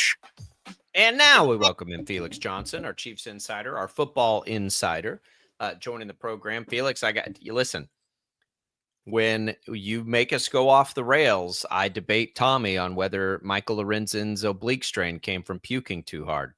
So we're glad that you're here because we need to get things back on track. That's what happens here on Sports Daily. Usually, I'm not the guy that gets things back on track, so I'm shocked. I'm the reliever here. That's crazy. We come back in and let's talk a little football. Felix, you'll find him on X at Felix R. Johnson. Always doing great work in a variety of places that you can follow along with. You've got the Talk Ball podcast, you've got Arrowhead Addict, and a variety of other places. So Trey Smith is the most notable thing happening with the Chiefs right now. Let's come at it this way. For you, do you think the Chiefs have the appetite for a long-term deal with Trey Smith at this point? At this point, like as of July 15th for this coming season? No. Probably just because it's a little late. And like, I mean, sure, like hypothetically, yes, obviously they would want to, but we've talked about it before where Trey Smith, it was a 6th round pick and with a 1st round talent because of all the different health issues and whatever, they kind of won that pick. They kind of won that instance already. And so it's a lot easier to say, all right, we're business can continue on. We're kind of done with that situation because he's way outpriced. And when you think about the Kansas City Chiefs are paying or will be paying if they do decide to extend Trey Smith, 4 out of their 5 offensive linemen moving forward, everybody except for their left tackle. And so it is going to be a little bit more difficult from a financial perspective to say, yeah, keep Trey Smith. But at the same time, it makes all the sense in the world because where the NFL's trending now, we're seeing a lot more guards get paid, not more than tackles, obviously, but just on a higher level that like a guy like Quentin Nelson is going to be a higher paid player in the NFL because he's Quentin Nelson, a high level guard. And so Trey Smith is going to be in that category of a guy that can get paid a high amount of money by the Chiefs or otherwise. And so the Chiefs may not even be able to offer him the same amount of money, just the same way that like Joe Thuney ends up with the Chicago Bears. There may be another team out there that can offer him more money or may need him more, and the Chiefs can trade him or whatever the case may be. I do think that there are advantages for both sides to try to get something done by the deadline today. I mean, for Trey Smith, first and foremost, nothing's ever guaranteed. I mean, he plays on the tag this year. What if he gets injured and then the value totally goes away? And why not cash in on the 4 years that he's had of significant success to try to make that money right now and be locked in? And then for the Chiefs on the other side too, man, like I know that they're trying to see what they've got in Kingsley Suamataia on the left side, but they already have question marks at one guard position. Mm-hmm. And if you end up not having Trey Smith long-term, you may actually have question marks at both guard positions. I feel a lot more confident with the Chiefs not signing Trey Smith to a long-term deal if they knew that they had left guard shored up. Yeah, and I think that Kansas City, again, they're a little bit flawed like every NFL team is, and I think that offensive line is at least the how they go about fixing it is kind of a little bit flawed, which is kind of shocking to me that Andy Reid is a former offensive lineman. Andy Heck has been around with the team for a very long time, but I think they're like, all right, let's just fix left tackle this year and figure that out, and then we'll deal with the other situations later, because we found Trey Smith in the 6th round, because we went and got Joe Tooney in free agency, because we got Creed Humphrey in the 2nd round, because we have Kingsley Suamataia. So I think they have other plans at the interior offensive line positions, aside from left tackle, and then they're going to have to figure out right tackle at some point if the Juwan Taylor number gets too big. And so I think that Kansas City has other priorities at the offensive line spot. I mean, obviously Trey Smith is number 1, but then after that, it's like, yeah, we got to figure out left tackle and these other things, and then we can figure out the succession plan if Trey Smith were to walk with Joe Tooney already gone.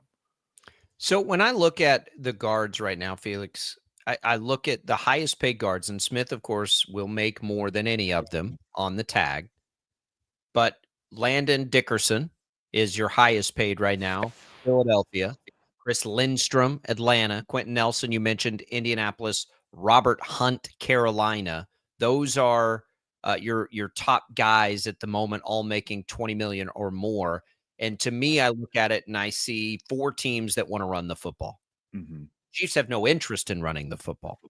And I think they just, like, as much as I love Trey Smith and you love Trey Smith and everybody who's ever watched football loves Trey Smith because he's awesome, I just can't find the urgency from the Chiefs to jump the gun and not let this play out.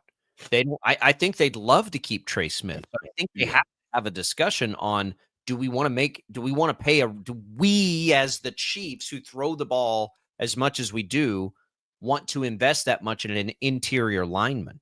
Well, and I think that who are the Chiefs going up against the most in practice? Themselves. And so who are they going to have to defend against? It's Chris Jones. And when you look at the entirety of the NFL, you got Quinnen Williams, Dexter Lawrence, Jeffrey Simmons, a lot of different guys that are able to fit that Chris Jones type, that Aaron Donald type of interior defensive lineman. You need a guard to match up with them, whether it is in the run game or in the passing game. And so I think you're right. These are a bunch of teams that want to run the football with the Eagles, the Panthers are different teams that want to do a bunch of different things in the run game. But at the same time, the way the NFL is kind of moving is that we're seeing more pass rushers in the interior of defensive lines, like Chris Jones, like Quinnen Williams, like Dexter Lawrence.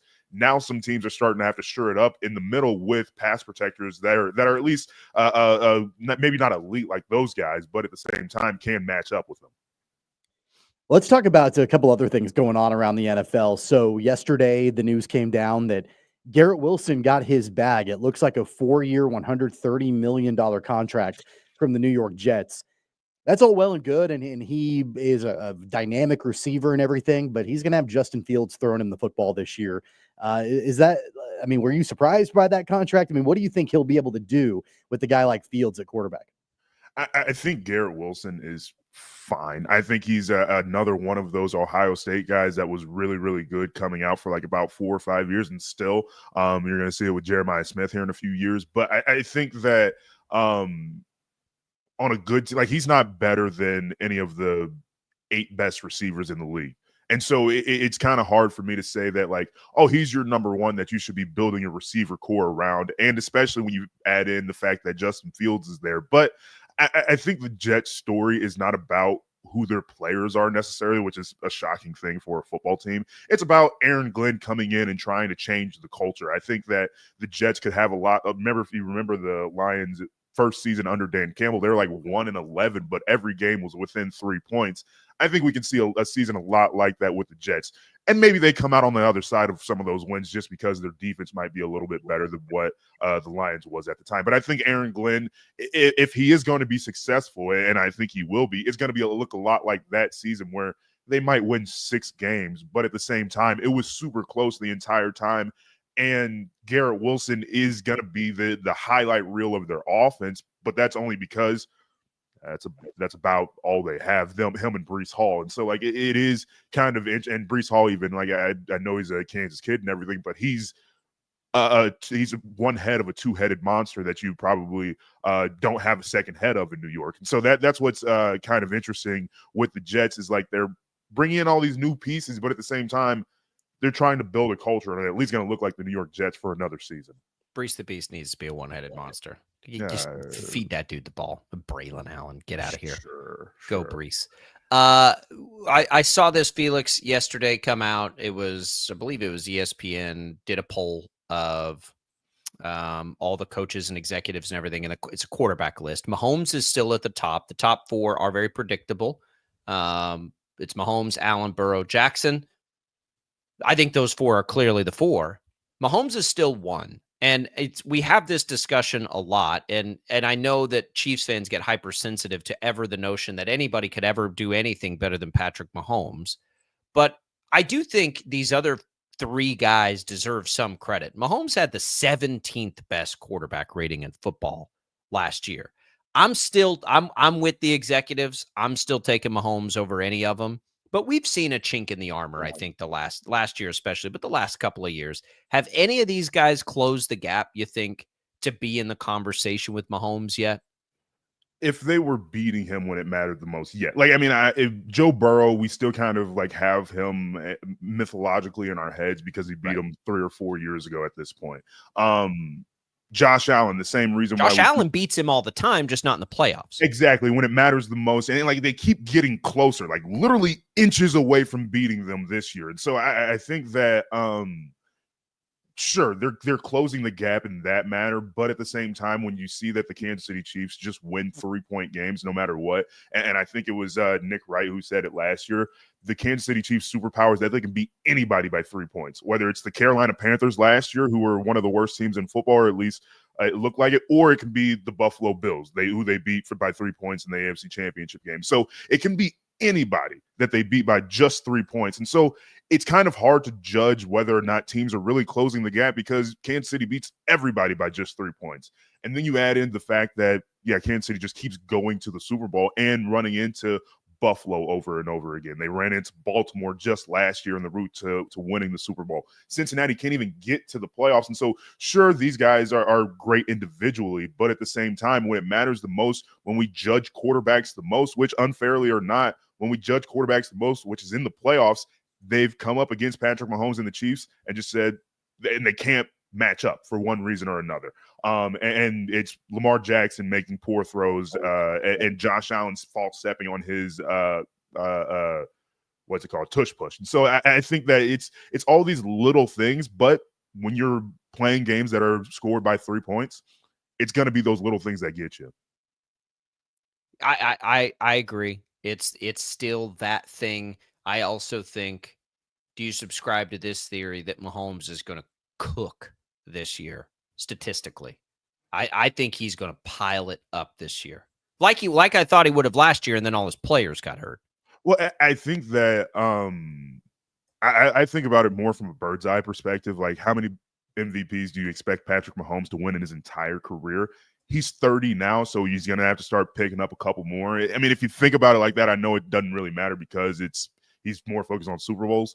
I'm thinking he's going to win about 4 or 5. He's at 2 right now. So I can see him picking up 1 right now. And that would make sense because of like what you're saying, with all the guys coming back and teams just not having seen a Hollywood Brown or a Rashee Rice in this offense for a year. Yeah, it's all there. All right, Felix, what do you have cooking for us on your radar here that we can find? I guess on X is the easiest way to look at all of it. Yeah, we'll have another episode of Let's Talk Ball coming out tomorrow.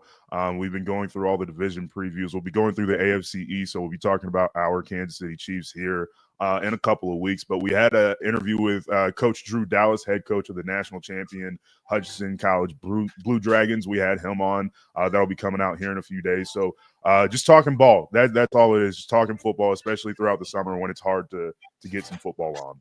Appropriately named Talk Ball Podcast. All right, Felix, we'll do it again next week. We'll come right back. More Sports Daily. Don't go away.